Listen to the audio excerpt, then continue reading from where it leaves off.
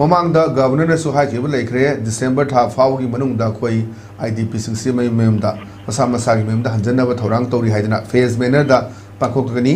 bye and बाउ December मनुंगदी लोशनब होनगनी हाइबो फमसे लेखिबनी अदुबु मदुगी थबक तुमदी कोई हजु उबो फंगद्रे अदुना गरांगी सिंसिदा कोई तोंगान तोंगानबा कोई खुंजासिंगना पीबगी मोट मतुंगना मखो ताइनन लेरिबा कोई कुकी की खुनसिंगदुदी मोय हंजनग्रे अदुगा लेरिबा खुलाई पाइबा कुकी की कांगबुसिंग अदुगा कोई ngak सेंदना मोय थंबीरे हाबफमसु थम्मी अनो ngarangsु कुकी कांगबुसिंगदगे दम लेरिबा इरांग थोइबुदु मोरम साइटगी नमागा वीडियो फुटेज सु सोशल मीडिया दा थागलकपा मखोय दुम उ फंगे सादा सु बिरंगुनी अनो लाइव वहांगदी आईडीपी सिंगसे मयमदा करमाइना हंजनदगे असु कोइबसिदा करी प्लान तौरगा लेबनो वरी सानबदा करिगी यादबनो नोइना तालिबा दाबिजु सी यारोय अकॉर्डिंग टू इंडियन कॉन्स्टिट्यूशन की मखादा सी यारोय सी यानी यारोय हबसे अमता फोंदोकपा लेतना दुम तौरकांदा खोय चडक चहिनब पुलसी महिंग अमदम हिंगगा लेरी स्वाइसिदा सान्तिगेबा करि मोथा मिनिंग हम अरे सिगे करोजे अयुकी पाव ने नोजे यामना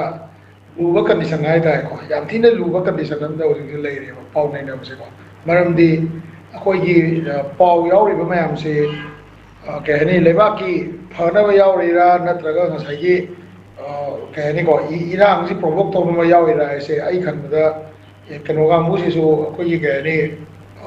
इंटेलिजेंस अदे आईटी की मैम से लोइनी येंगमदा माले अदुगा हजिकी सी टाइमिंग सिददी अखनब मियेंग अमसु अमुका टॉप टॉप को सीएसओ अमदी आईडीपी की तौरीबा मी मैम हाइतारे इचिनाउ लांबीबा लिटोबी अदुगी मथक्ता अमुका ngसाई अखोई हानगी ओइरंबा लीडरसिंग कोई मणिपुर की एमएलए सिंग की मथक्ता टॉप टॉप इरांग अमा येंगमदो माले इरांग जे तसेंगना आईडीपी ना होजरइब्रा नत्रगा मसे प्रोवोक तौरिब्रा गाइसे खलमदो माले हुजि कैनोदी ngसाई गवर्नमेंट ना तौरइबा कैनो स्टेप सिंगदुदा मोइना हाइगिबदुगा आईडीपी ना इलेइसिगा कैनो ngसाई गेप अमा इरे लेबदोना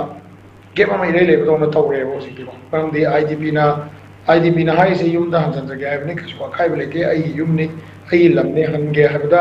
नोइना कई थिंगम थोके हाइबने को मोइना हाइसिना दा साइगे अखोई नोआइद्रिसिना पुलिस की एक्शन जिनेबा तौरेइसे ngaraंगी तौरेइबा मोंग अदगी नहानगी तौरेइबा मोंग सी मैम से अखोइना सुम येंगांदा साइगे गवर्नमेंट जिना सोल्यूशन जे इपाम पामदबे मोंग अमा मानबा हाइतारे अदगी लाइबक थीबदि अमु कइनो हाइगांदा अखोई नाकन अनिमकना हनगे हाइरगदि अमु याम लाइबा अद नाकन अमना हंजनगे हाइरगा नाकन अमना चंगबा यारोयना थपला लेबदि पोस्टे सुम तोइना तौसल तागदि साइगे तोआन बा एंगलदगी सेपरेट एडमिनिस्ट्रेशन की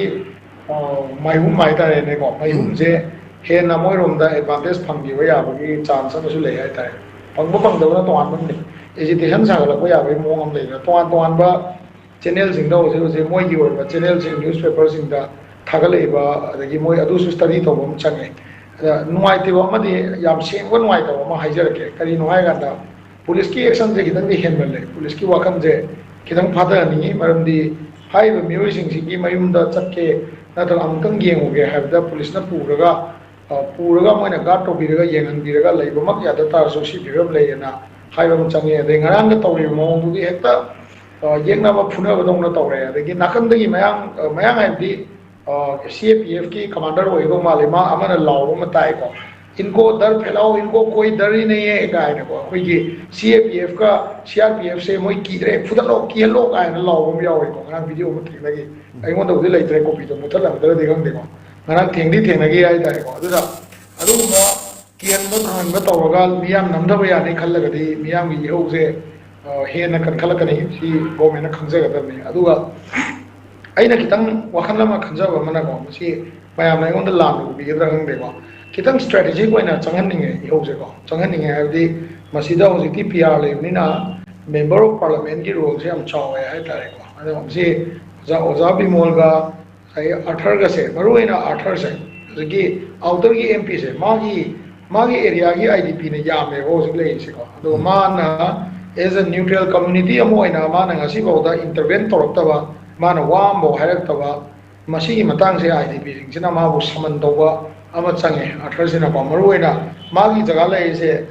हैरो वांजिंग तेंथा खाबो वागाई कक्सिंग यांगलम सुगनु जिरिबाम याम साथीना सोकवा ꯁꯨꯅꯨꯖꯤ ꯕꯥꯝ ꯀꯣ ꯁꯦ ꯇꯦꯡꯅꯧꯄꯜ ꯁꯥꯊꯤꯅ ꯁꯣꯏꯕꯅꯤꯀꯣ ꯑꯗꯒꯤ ꯀꯩꯅꯣꯁꯦ ꯑꯗꯩ ꯎꯈ꯭ꯔꯨꯜ ꯆꯤꯡꯉꯥꯏ ꯁꯥꯏꯈꯨꯜ ꯑꯗꯒꯤ ꯀꯥꯔꯣꯡ ꯃꯥꯎ ꯇꯗꯨꯕꯤ ꯀꯥꯡꯄꯣꯛꯄꯤ ꯁꯤ ꯀꯥꯡꯄꯣꯛꯄꯤꯁꯤ ꯁꯣꯏꯕꯅꯤ ꯀꯩꯅꯣ ꯌꯥꯝ ꯊꯤꯅ ꯁꯣꯛꯈ꯭ꯔꯖꯥꯠꯅꯤ ꯀꯥꯡꯄꯣꯛꯄꯤꯁꯦ ꯃꯩꯇꯩ ꯈꯛꯀꯤ ꯋꯥ ꯅꯠꯇꯦ ꯑꯇꯣꯞꯄ ꯏꯟꯗꯤꯖꯤꯅꯁ ꯄꯤꯄꯜ ꯁꯣꯛꯄ ꯌꯥꯎꯔꯝꯒꯅꯤ ꯑꯗꯩ ꯆꯨꯔꯆꯥꯟꯄꯨꯔ ꯀꯣ ꯁꯤ ꯌꯥꯝ ꯊꯤꯅ ꯁꯣꯛꯄ ꯖꯒꯥ ꯉꯥꯛꯇꯅꯦꯕ ꯁꯤ ꯖꯒꯥꯁꯤꯒꯤ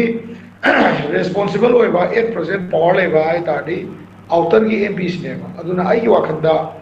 ꯌꯥꯝꯅ ꯐꯖꯕ ꯃꯑꯣꯡ ꯑꯃꯗ ꯇꯧꯔꯒ ꯑꯥꯎꯇꯔꯒꯤ ꯑꯦꯝ ꯄꯤꯁꯦ ꯑꯝꯇꯪ ꯁꯃꯟ ꯇꯧꯍꯟꯅꯤꯡꯉꯤ ꯑꯥꯏ ꯗꯤ ꯄꯤꯅ ꯇꯧꯔꯀꯥꯟꯗꯀꯣ ꯑꯥꯏ ꯗꯤ ꯄꯤ ꯏꯆꯤꯟ ꯏꯅꯥꯎ ꯃꯌꯥꯝꯅ ꯇꯧꯔꯒ ꯑꯥꯎꯇꯔ ꯑꯦꯝ ꯄꯤꯁꯤ ꯁꯃꯟ ꯇꯧꯔꯒ ꯃꯥꯗꯤ ꯅꯥꯒꯥꯅꯤ ꯃꯁꯥꯅ ꯅꯥꯒꯥꯅꯤ ꯍꯥꯏꯖꯔꯤꯕꯅꯤ ꯑꯗꯨꯕꯨ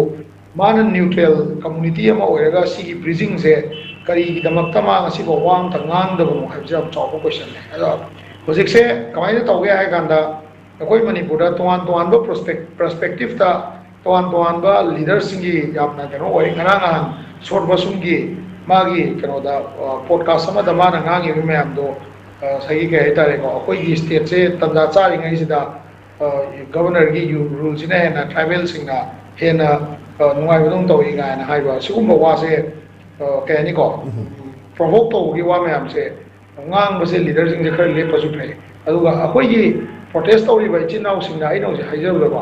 ꯑꯩꯈꯣꯏꯒꯤ ꯐꯨꯜ ꯔꯥꯏꯠ ꯂꯩ ꯑꯩꯈꯣꯏꯒꯤ ꯉꯁꯥꯏꯒꯤ ꯂꯣꯀꯦꯜ ꯑꯦꯝ ꯑꯦꯜ ꯑꯦꯒꯤ ꯃꯊꯛꯇ ꯑꯥꯎꯇꯔꯒꯤ ꯑꯦꯝ ꯄꯤꯁꯤ ꯑꯩꯈꯣꯏ ꯁꯃꯟ ꯇꯧꯒꯗꯕꯅꯤ ꯃꯥ ꯂꯥꯛꯑꯣꯅ ꯀꯧꯒꯗꯕꯅꯤ ꯃꯥ ꯂꯥꯛꯑꯣ ꯅꯪ ꯀꯩ ꯑꯣꯄꯤꯅꯤꯌꯟ ꯂꯩ ꯅꯪꯒꯤ ꯀꯔꯤꯅꯣ ꯅꯪ ꯄꯥꯔꯂꯤꯌꯥꯃꯦꯟꯗ ꯉꯁꯤꯐꯥꯎꯗ ꯅꯪ ꯀꯔꯤ ꯀꯔꯤ ꯇꯧꯈ꯭ꯔꯦ ꯑꯗꯨꯒ ꯅꯪꯅ ꯅ꯭ꯌꯨꯇ꯭ꯔꯦꯜ ꯀꯝꯃꯨꯅꯤꯇꯤ ꯑꯃ ꯑꯣꯏꯅ ꯅ꯭ꯌꯨꯇ꯭ꯔꯦꯜ ꯑꯣꯏꯕ ꯀꯝꯃꯨꯅꯤꯇꯤ ꯑꯃ ꯑꯣꯏꯅ ꯈꯠꯅꯔꯤꯕ ꯑꯅꯤꯁꯤꯒꯤ ꯃꯔꯛꯇ ꯕ꯭ꯔꯤꯖꯤꯡ ꯇꯧꯗ꯭ꯔꯤꯁꯤ ꯀꯩꯒꯤꯅೋ ꯅꯪꯅ ꯅꯍꯥ ꯑꯣꯏꯔꯤꯀꯥꯟꯗ ꯑꯩꯈꯣꯏꯒꯤ ꯑꯍꯜ ꯂꯃꯟ ꯃꯌꯥꯝꯅ ꯅꯥꯒꯥꯒ ꯀꯨꯀꯤꯒ ꯈꯠꯅꯕ ꯃꯇꯝꯗ ꯕ꯭ꯔꯤꯖꯤꯡ ꯇꯧꯔꯒ ꯑꯩꯈꯣꯏꯅ ꯁꯣꯂꯨꯁꯟ ꯄꯨꯔꯛꯅꯕ ꯍꯣꯠꯅꯩ ꯁꯦꯅꯥꯄꯇꯤ ꯂꯝꯕꯤꯁꯦ ꯀꯨꯏꯅ ꯆꯠꯄ ꯌꯥꯔꯨꯗꯕꯗꯣ ꯑꯩꯈꯣꯏꯒꯤ CSO ꯃꯌꯥꯝ ꯇꯧꯔꯒ ꯆꯠꯈꯤꯕ ꯂꯩ ꯍꯥꯏꯔꯤꯕ ꯃꯌꯥꯝꯁꯦ ꯃꯣꯏ ꯀꯔꯤꯝ ꯈꯪꯍꯧꯗ꯭ꯔꯖꯥꯠꯂꯥ ꯑꯗꯨꯅ ꯉꯁꯥꯏꯒꯤ ꯅꯦꯔꯦꯇꯤꯞꯁꯦ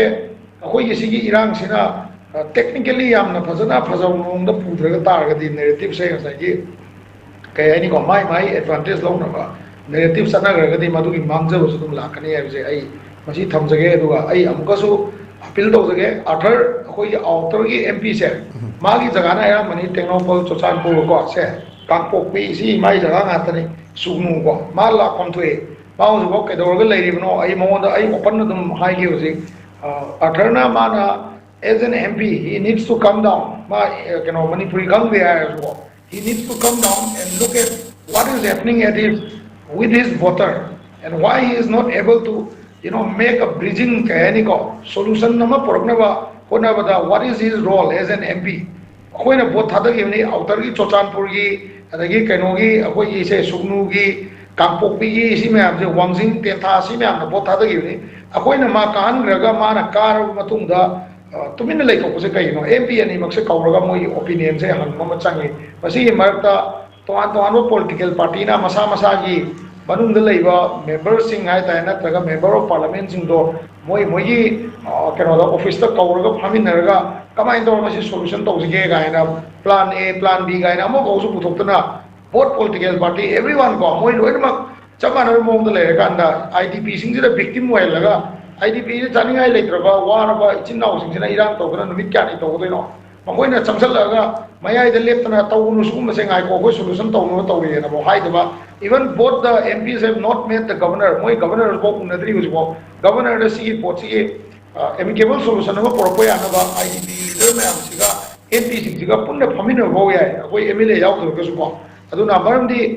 maruina outer MP sigi role yam chawe ba magi community sisu neutral hobe community ni man haibda almost tabam thokra na khalle adu mana sibo tumin election sigi pen da basa masi IDP me amna mabu saman tawba ma changi saman tawba haibdi kawgadam ne ma se kaw law nang akoi representative na tra ko ne pota da gibni nangi oiba narrative ta karino kamai leirige ha mo na ngom chage ayam mase politically injan ba na phagni khale na tari mase so power dong na da akoi isu इचिनाउ सियाम असो open याम नंगे मसी नुवाइते अदुगा governor की level दगे सो कम्युनिटी लीडर सिंग से कौरगा फामिनरगा ना मसी की सोल्यूशन जे तौबा याना फॉर्मुला अमा पुथोक्तरगदी सुमाइना सुम थमगदी हयंग कोना यामना अखोइदा मरुइना प्रजा सिंग दा मांगजबला कने सुमाइन तौबा